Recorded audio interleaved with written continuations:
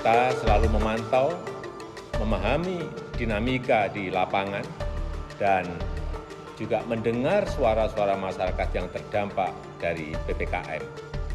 Karena itu, jika tren kasus terus mengalami penurunan, maka tanggal 26 Juli 2021 pemerintah akan melakukan pembukaan secara bertahap.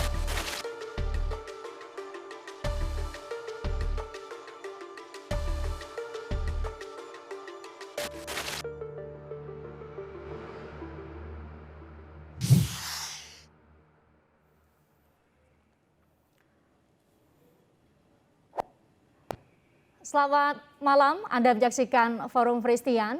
Pemirsa, pemerintah resmi memperpanjang PPKM dengan nomenklatur atau istilah yang berbeda. PPKM sebelumnya adalah PPKM darurat, sekarang menjadi PPKM level 3 dan 4. Tepatkah ada relaksasi di saat, tadi kami sudah tunjukkan datanya kepada Anda, di saat jumlah kasus harian COVID-19 belum sampai 10.000 seperti yang dikatakan oleh Menko Investasi dan Kemaritiman dan Investasi, maksud saya Luhut Binsar Panjaitan, yang juga adalah koordinator PPKM darurat.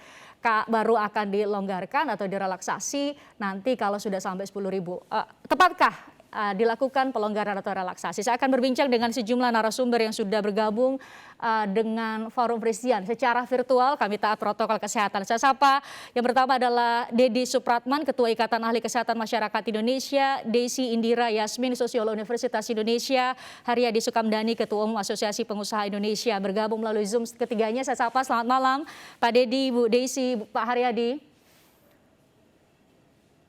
Selamat malam, Pak Christian, Pak Dedi, Bu Desi.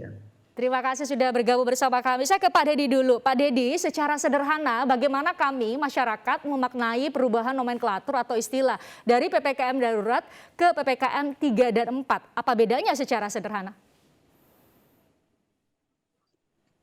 Ya, pertama kami menyampaikan keprihatinan dengan situasi pandemi COVID di Indonesia yang saat ini bisa dikatakan menurun, namun memang testingnya juga sedang menurun juga seperti itu. Dan apa yang diputuskan, kemudian kami melihat memang banyak aspek yang harus dilihat seperti itu. Namun ini adalah pilihan seperti itu karena dengan adanya pengumuman semalam, kami melihat ini ada upaya pelonggaran. Gitu. Namun memang kami juga berharap pada Presiden untuk berhati-hati dalam mengambil kebijakan karena secara epidemiologi kami lihat angka statistik menurun, namun memang belum signifikan seperti itu. Kita akan punya target untuk kemudian menghentikan pandemi ini. Kalau ini dibiarkan, gitu kan, ini sebenarnya pilihan saja. Kalau kita tidak ketat, gitu kan, ini pandemi ini akan berlangsung lama seperti itu. Jadi ini pilihan kepada pemerintah juga, apakah kita ingin segera menyelesaikan pandemi ini atau tidak seperti itu. Jadi kami melihat sebenarnya pengumuman semalam dari Presiden itu adalah upaya untuk sedikit melonggarkan. Namun memang ini lagi-lagi ada konsekuensi terhadap laju pandemi COVID-19. Karena saat ini kita tahu sekalipun beberapa hari ini kita melihat ada penurunan, namun testingnya juga kalau kita lihat juga menurun seperti itu. Jadi sesungguhnya kami lihat belum ada dampak signifikan terhadap penanganan pandemi COVID-19 saat ini. Barangkali gitu, Mbak. Jadi kalau saya tegaskan kembali, ditanya tepatkah saat ini dilakukan pelonggaran, jawabannya? Saya katakan tidak tepat untuk saat ini. Karena kita tahu saat ini kondisi sedang mengkhawatirkan. Bahkan fasilitas kesehatan sekarang kalau kita sakit, itu sudah tidak sangat sulit untuk mendapatkan fasilitas pelayanan kesehatan. Jadi kami melihat tidak tepat untuk saat ini seperti itu, Mbak Presiden. Oke, itu dari kacamata Anda. Saya coba ke Pak Haryadi. Pak Haryadi, kolega-kolega Pak Haryadi, para pengusaha bilang, waduh kita terancam PHK kalau PPKM-nya berkepanjangan. Saat ini pelonggaran yang sudah dilakukan oleh pemerintah, menurut Anda sudah tepat dari kacamata ekonomi, memang harus dilakukan, tidak ada pilihan lain? Ya, memang kalau kita melihat pelonggaran ini kan juga masih terbatas untuk khususnya untuk pelaku usaha di sektor informal ya dan UKM seperti itu. Nah, yang memang kita tentunya melihat bahwa pelonggaran ini secara bertahap memang sangat kita harapkan, Mbak. Karena kalau ini terus berlanjut dengan konsep yang PPKM darurat yang tanggal 3 sampai 20 Juli yang lalu, maka kondisinya memang akan menjadi semakin berat ya, dan akan memicu juga banyak masalah-masalah sosial lainnya nantinya. Nah, sekarang ini sebetulnya yang menjadi yang selalu kami ingatkan dari bulan Maret tahun lalu adalah penanganan di pandeminya sendiri yang harus dikonsentrasikan secara penuh, Mbak. Karena PPKM ini kan sifatnya adalah ad hoc. Jadi kalau kita melihat bahwa sampai hari ini kasusnya meningkat, ya memang penanganan di dalam keseriusan kita di dalam menangani pandemi ini juga memang masih cukup lemah ya, Mbak ya. Jadi kalau kita lihatnya kemarin juga Pak Presiden kan juga sempat menegur juga ya, kenapa vaksin sudah datang 134 juta lebih tapi baru disuntikan 54 juta. Ini kan berarti ada penumpukan yang tidak bisa didistribusikan. Nah, hal-hal inilah yang menurut saya harusnya menjadi konsentrasi kita penuh. Dan saya sendiri mempunyai pandangan bahwa saat ini bukan untuk saling menyalahkan, tapi bagaimana kita bisa saling mendukung untuk bisa mengejar ini semua, termasuk tadi yang masalah vaksinasi dari sektor usaha, dari sektor real usaha, dari sektor kami sudah melakukan vaksinasi di berbagai daerah dengan kita membantu membiayai nakesnya. Jadi vaksinatornya itu kita ikut membiayai supaya pencapaian daripada target vaksinnya itu bisa tercapai. Dan juga kami juga bersama dengan Kadin yang di depan untuk menyediakan juga oksigen. Jadi kita juga bukannya kita diam saja, kita juga mengupayakan. Tadi pagi juga saya mengadakan press conference dengan teman-teman seluruh asosiasi. Kami juga mendapat konfirmasi dari gabungan perusahaan farmasi contohnya bahwa mereka sudah memastikan obat-obatan bahan baku aman. Artinya karena kami khawatir tadinya ada distorsi di logistik atau di dalam distribusinya ada mafia dan sebagainya, ternyata tidak. Jadi itu murni kemarin karena lonjakan permintaan. Nah, hal ini sudah kami juga coba amankan dari sisi kami pelaku usaha ya. Tapi kembali lagi kan kalau di dalam penanganannya sendiri kita lemah, ya susah. Ini aja tadi Pak Dedi juga menyampaikan bahwa jangan dilihat kasus positifnya turun karena memang testing juga turun. Jadi data yang sempat kita lihat terakhir itu misalnya contohnya 17 Juli ditemukan 51.952 kasus, testingnya 251.319 spesimen. Nah, tapi 19 Juli didapat 34.257 kasus, spesimennya drop hampir 100.000 tuh, 160.686 spesimen.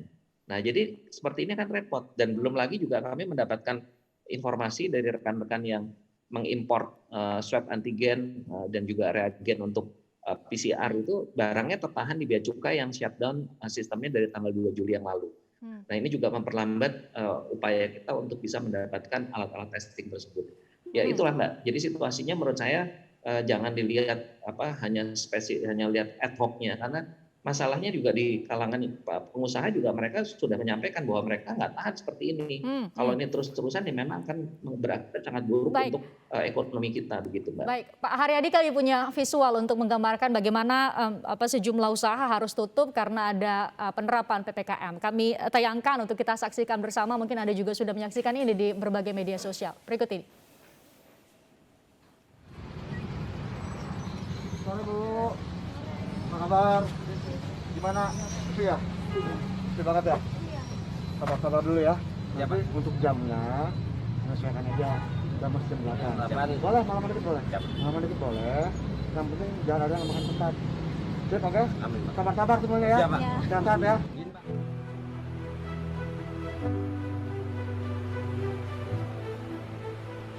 Ini contoh toko yang tutup hari ini, sepanjang jalan ini banyak yang tutup.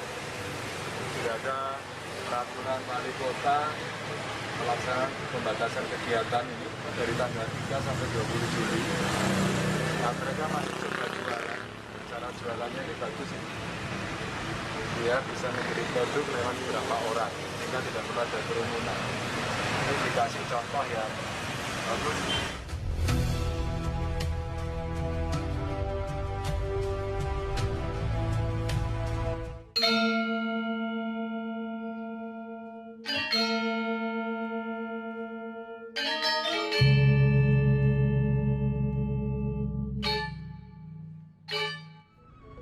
Kuta, Arya, dan Legian hampir paling parah terdampak dari efek dari pandemi yang berkepanjangan ini.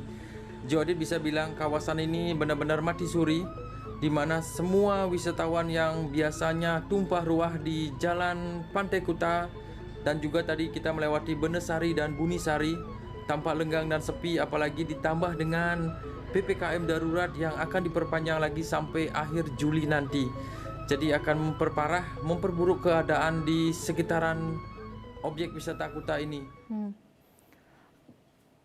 Pak Haryadi, itu menggambarkan sedikit mungkin dari banyak yang pengusaha yang terdampak. Anda mungkin punya data, Apindo punya data berapa kerugian secara nominal dan proyeksi kalau memang diperpanjang tanpa pengetatan, tanpa pelonggaran, berapa banyak kerugian yang akan terjadi?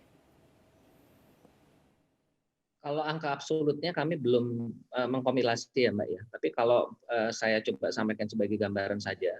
Jadi contohnya kalau seperti tadi disampaikan sektor pariwisata, hari ini secara nasional untuk tingkat okupansi itu sudah single digit Mbak. Jadi saya sudah cek mulai dari Sumatera Utara sampai dengan di Jayapura, itu rata-rata sudah di bawah 10%. Memang ada beberapa hotel yang masih okupansinya relatif masih cukup tinggi ya, antara sekitar 3-40%, tapi itu adalah yang menangani isoman. Jadi jumlahnya sangat sedikit sekali, dan isoman itu lebih banyaknya ada di Jakarta. Di Bandung ada beberapa hotel, tapi itu juga tidak juga otomatis semuanya penuh ya, karena sekarang isoman itu sendiri, isolasi mandiri itu juga masyarakat lebih memilih di rumah begitu. Dan juga pemerintah juga memperbanyak tempat-tempat isolasi mandiri. Nah, itu sektor hotel seperti itu. Demikian juga sektor-sektor yang lain. Jadi tadi juga kami mendapatkan informasi misalnya dari sektor tekstil, karena retailnya ditutup, otomatis juga nggak bisa jualan Mbak. Yang terutama yang untuk lokal ya. Kalau yang ekspor itu memang mereka masih bisa berjalan. Tapi yang ekspor ini juga menjadi kendala karena hanya boleh bekerja dengan kapasitas 50%. Yang pekerja boleh masuk hanya 50%. Otomatis sekarang mereka juga mengalami kendala terhadap biaya pengiriman dan juga terkait dengan penalti dari pembelinya.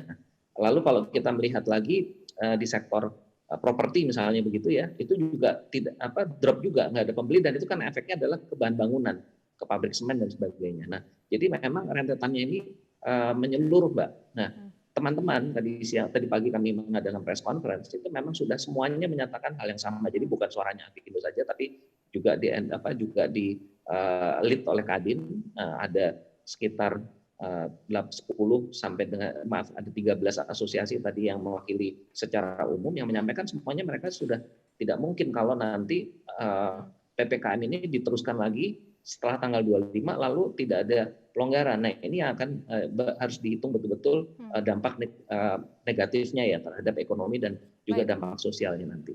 Baik, di tengah situasi sepertinya kita seolah-olah harus memilih antara ekonomi dan juga kesehatan. Bagaimana mengkomunikasikan, mengajak keterlibatan masyarakat, karena tampaknya kuncinya ada di masyarakat. Taat protokol kesehatan pun Anda harus bekerja, mungkin bisa mengurangi penyebaran virus corona. Saya akan tanyakan hal ini nanti kepada Ibu Desi, tapi kita jeda sejenak saudara atau pemirsa. Di Forum Peristian kami akan segera kembali untuk Anda.